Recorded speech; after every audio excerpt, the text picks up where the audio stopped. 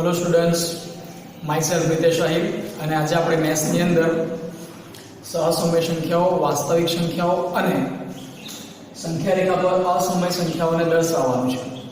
બરાબર. લાસ્ટ વિડિયોની અંદર આપણે સ્વાધ્યાય 1.1 ભણી ગયા. બરાબર છે. અને 8 વ્યાખ્યાઓ પણ આપણે જોઈ. આગળની નેક્સ્ટ 9 અને 10 વ્યાખ્યાઓ આપણે આજે જોવાના છે. અહીં મિત્રો અસમય સંખ્યાઓ.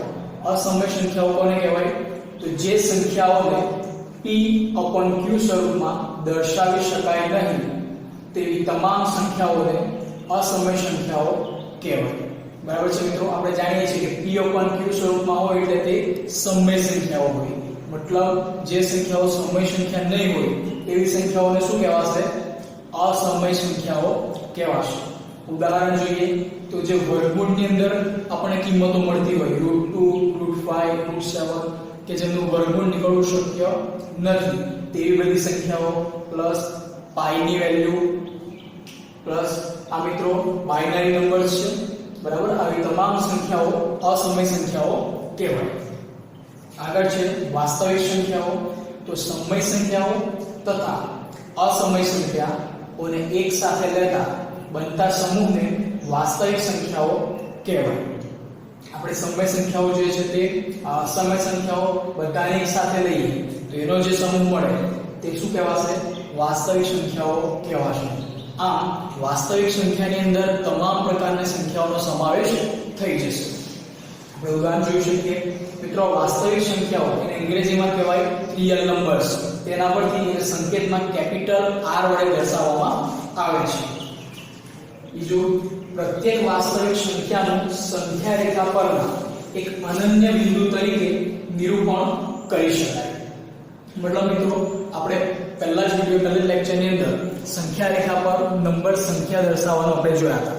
એની અંદર આપણે આજે તમામ વાસ્તવિક સંખ્યાઓ છે તમામ વાસ્તવિક સંખ્યાઓને આપણે એક અલગ ફિક્સ પોઈન્ટ તરીકે સંખ્યા રેખા પર દર્શાવી શકીએ. એવી જ રીતે સંખ્યા રેખાનું પ્રત્યેક બિંદુ એક વાસ્તવિક સંખ્યા દર્શાવે છે. એટલે આપણે સંખ્યા રેખા પર જે પણ નંબર્સ આપણે આપ્યા હોય બરાબર છે તમામ નંબર્સ એક વાસ્તવિક સંખ્યા દર્શાવે છે એવું કહેવાય. આથી સંખ્યા રેખાને વાસ્તવિક સંખ્યા રેખા કહેવામાં આવે છે. આથી જ આપણે જે સંખ્યા રેખા દોરીએ છીએ એને વાસ્તવિક સંખ્યા રેખા પણ કહેવામાં આવે છે. કેમ? કારણ કે વાસ્તવિક સંખ્યા રેખા પર દર્શાવેલા તમામ નંબર્સ તમામ સંખ્યાઓ એ કઈ સંખ્યાઓ હશે? વાસ્તવિક સંખ્યાઓ હશે. આગળ જોઈએ મિત્રો કે સંખ્યા રેખા પર અસમય સંખ્યાને દર્શાવે. બરાબર છે મિત્રો. સંખ્યા રેખા પર આપણે 1 2 3 4 એ રીતે પ્રાકૃતિક સંખ્યા આપી હોય કે પછી પૂર્ણ સંખ્યા આપી હોય બરાબર કે પૂર્ણાંક સંખ્યાઓ આપી હોય માઈનસ ધન અને 0 વાળી સંખ્યાઓ તો એને આપણે સરળતાથી દર્શાવી શકીએ. પણ આપણને જો કોઈ અસમય સંખ્યા આપી હોય બરાબર છે એટલે કે વર્ગમૂળ વાળી સંખ્યા આપી હોય પાઈ વાળી સંખ્યા આપી હોય બાઇનરી નંબર્સ આપણને આપ્યા હોય તો તેને સંખ્યા રેખા પર કેવી રીતે દર્શાવી શકાય તે આપણે શીખવાના છીએ. તો એ મિત્રો ઉદાહરણ 3 આપણને આપ્યું છે કે સંખ્યા રેખા પર √2 દર્શાવો. √ની વેલ્યુ આપણે સંખ્યા રેખા પર દર્શાવવાની છે. તો એ માટે મિત્રો આપણે પાયથાગોરસના પ્રમેયનો ઉપયોગ કરવાનો છે. તમને પાયથાગોરસનો પ્રમેય વિશે ખ્યાલ હશે?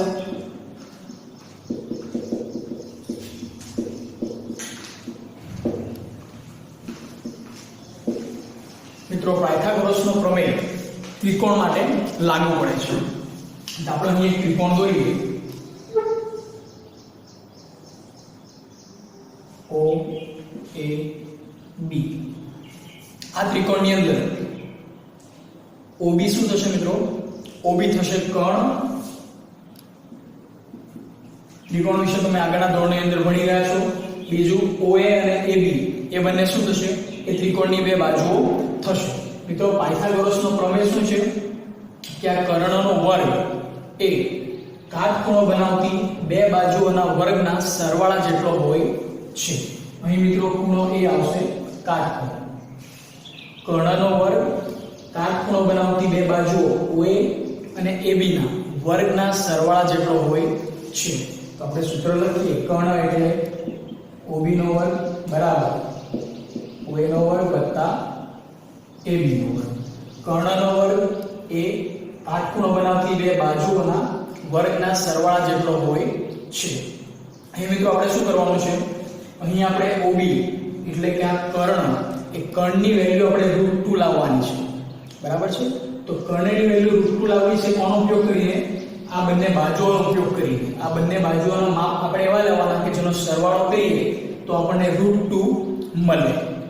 તો આપણે જોઈએ અહીં OB² છે એની જગ્યાએ હું OB લખું. મારે OB² ની જરૂર નથી, મારે કોની જરૂર છે? માત્ર OB ની જરૂર છે. તો OB બરાબર શું લખાશે? વર્ગમૂળ કરીશ તો અહીં શું થઈ જશે? વર્ગમૂળ આવી જશે OA² પ્લસ AB². હવે મિત્રો OA અને AB નો આપણે એવા માપ લેવાના છે કે જેનો સરવાળો કરીએ તો આપણને √2 મળે. તો હું OA ની વેલ્યુ 1 લઈ લઉં તો 1 નો વર્ગ પ્લસ AB ની વેલ્યુ પણ 1 લઈ લઉં તો 1 પ્લસ 1 √2 મળી ગયા આપણને OB બરાબર છે. તો આ જ આપણે મિત્રો કરવાનું છે. આટલી બાબત ધ્યાનથી આપણે સમજવાની છે, પછી દોરવાનું તો સરળ છે. તમે એકવાર જોશો તો તમને ખબર પડી જશે. OB ની વેલ્યુ આપણને √2 મળી ગઈ. OB ની વેલ્યુ √2 મળી ત્યારે OA અને AB નું માપ આપણને કેટલું મળ્યું? તો આપણે જોઈ શકીએ 1 મળ્યું, બરાબર છે? OA નું માપ પણ 1 છે, AB નું માપ પણ 1 છે. આ એક એકમ દર્શાવે છે, બરાબર છે? એક એકમ બરાબર આપણે જેટલા સેન્ટીમીટર લેવા હોય એ આપણે લઈ શકીએ. તો હવે મિત્રો આપણી પાસે OA નું માપ આવી ગયું 1 એકમ અને AB નું માપ આવી ગયું 1 એકમ, બરાબર? તો સંખ્યા રેખા પર હવે આપણે આને દર્શાવીએ. તો સૌપ્રથમ આપણે એક સંખ્યા રેખા દોરીએ.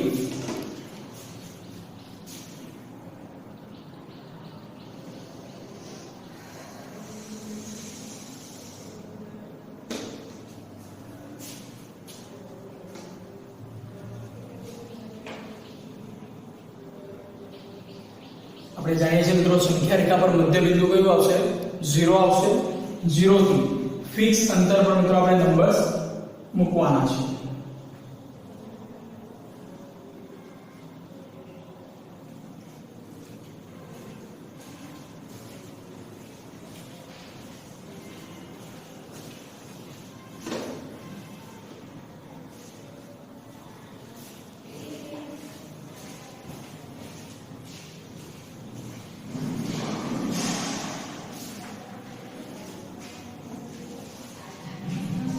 મિત્રો મેં 1 એકમ બરાબર 10 સેન્ટીમીટર લીધું છે, એટલા માટે જેથી તમે આકૃતિ મોટી જોઈ શકો. હું 1 સેન્ટીમીટર લઈશ તો આકૃતિ નાની થઈ જશે તો તમને ખબર પડશે નહીં, એટલે મેં માપ અહીં મોટા લીધા છે. આપણે શું કરવાનું છે? √2 ની વેલ્યુ આ સંખ્યા રેખા પર કઈ જગ્યાએ આવશે? આપણે ધન પૂર્ણાંક સંખ્યાઓ તો આપણે જોઈ શકીએ 1 2 3 દર્શાવો તો આપણે કહી શકીએ કે સંખ્યા રેખા પર 1 એટલે અહીંયા આવશે, 2 એટલે અહીંયા આવશે, 3 એટલે અહીંયા આવશે, પણ √2 ક્યાં આવશે? તો તે આપણે આની મદદથી દર્શાવવાનું છે. તો એ મિત્રો OA બરાબર આપણે 1 એકમ લીધો. આ જે આકૃતિ આપણે બની છે એને જ આપણે અહીં મૂકી દેવાનું. અહીં આ જે 1 પોઈન્ટ છે એને આપણે નંબર આપી દઈએ A. પછી AB નું માપ પણ કેટલું છે? 1 એકમ છે. અહીં મેં 1 એકમ બરાબર 10 સેન્ટીમીટર લીધા છે, એટલે 10 સેન્ટીમીટર બીજી એક લાઈન અહીં દોરીએ.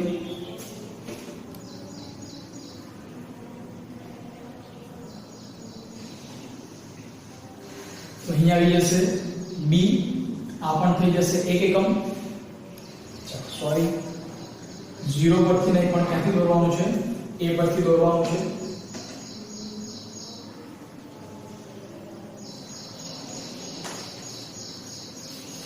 અહીં આવી જશે B. O અને A વચ્ચેનું માપ છે 1 એકમ. A અને B વચ્ચેનું માપ છે 1 એકમ. બરાબર છે મિત્રો? આ દર્શાવી દીધા બાદ O અને B આ બંનેને જોડી દેવાના.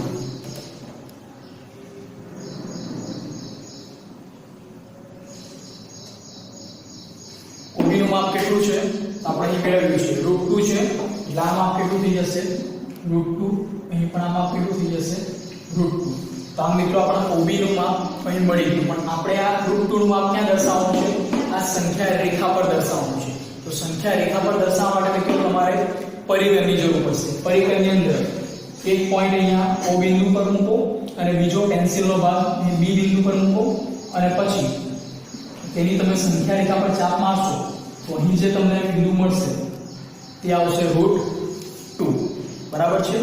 સૌપ્રથમ OA આપણે 1 એકમ લીધો બરાબર। 1 એકમ બરાબર મેં અહીં 10 સેન્ટીમીટર લીધા છે તો 1 એકમ લાઈન દોરો પ્લસ પછી A અને B બરાબર છે એનું પણ માપ લીધું છે 1 એકમ તો 1 એકમનું માપ દોરો તો આમ 1 + 1 અહીં આપણે √2 ની કિંમત આપણે કેલ્ક્યુલેશન કરીને મેળવી છે। તો આ જે આપણે માપ મળ્યું OB નું એ √2 થશે। એને સંખ્યા રેખા પર દર્શાવવા માટે 0 ને કેન્દ્રમાં લઈ B પરથી સંખ્યા રેખા પર એક ચાપ દોરવી। તો સંખ્યા રેખાને જ્યાં ટચ કરશે ત્યાં √2 આવશે બરાબર છે મિત્રો। આના પછીનો નેક્સ્ટ ક્વેશ્ચન છે ઉદાહરણ નંબર 4 ઉદાહરણ 4 માં કીધું છે સંખ્યા રેખા પર √3 ને દર્શાવો।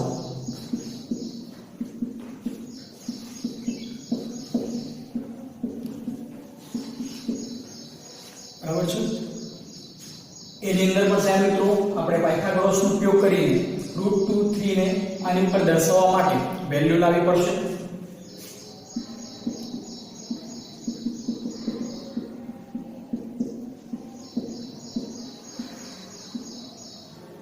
आज आकृति આપણે લઈએ તો OB² બરાબર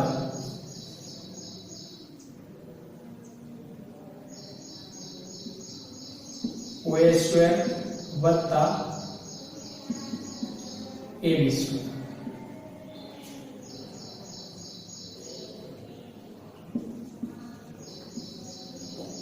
હવે મિત્રો અહીં તમારે OA અને AB અને OB² આપણે લાવવાના છે √3 તો OB બરાબર OA² વત્તા AB² વર્ગમૂળની અંદર।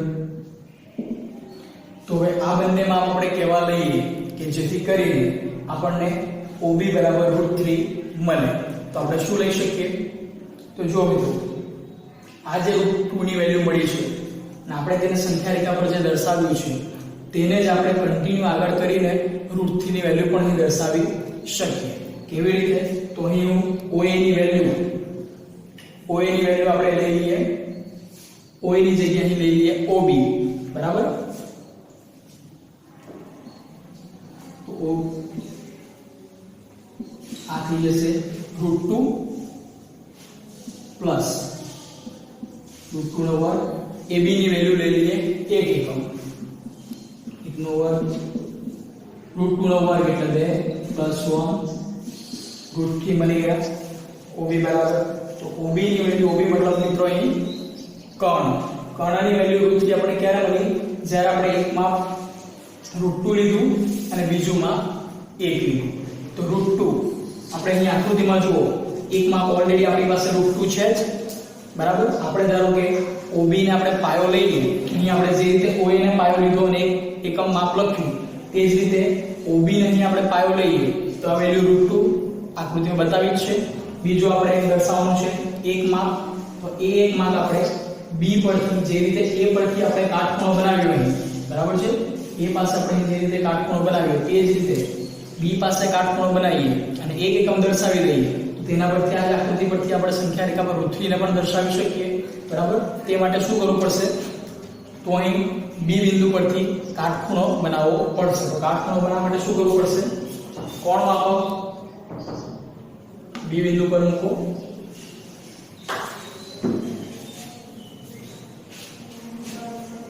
અને પછી પોઈન્ટ। હવે આને 1 એકમ જેટલી માપની એક રેખા દોરો।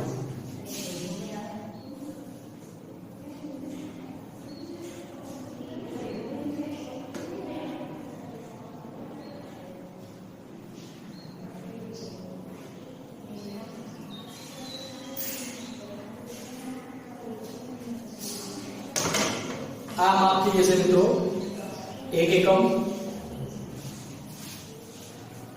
√2 નું માપ પાયો આપણે OB લઈ લીધો છે બરાબર। √2 છે જ બીજું ખૂણો કાટખૂણો બનાવતી બાજુ 1 એકમ લઈ લીધી તો આ પાછો કાટખૂણો થઈ ગયો। હવે આ બિંદુ અને આ શરૂઆત દોરી એ બંનેને જોડી દઈએ.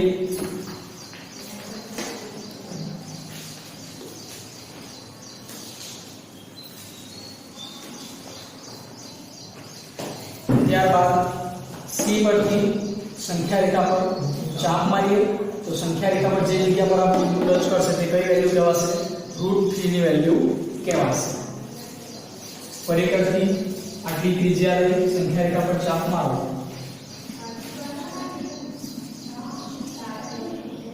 તો જ્યાં છેદશે ત્યાં શું આવશે?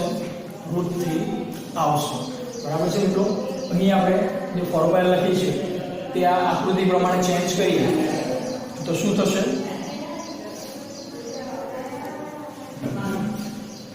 અહીં આપણે મિત્રો શોધ્યું શું છે? OC² બરાબર એનો પાયો શું લીધો છે? OB²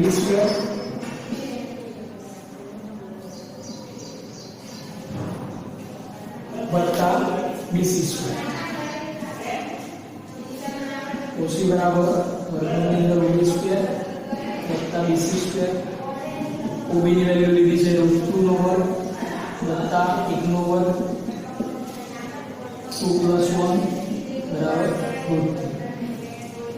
બરાબર?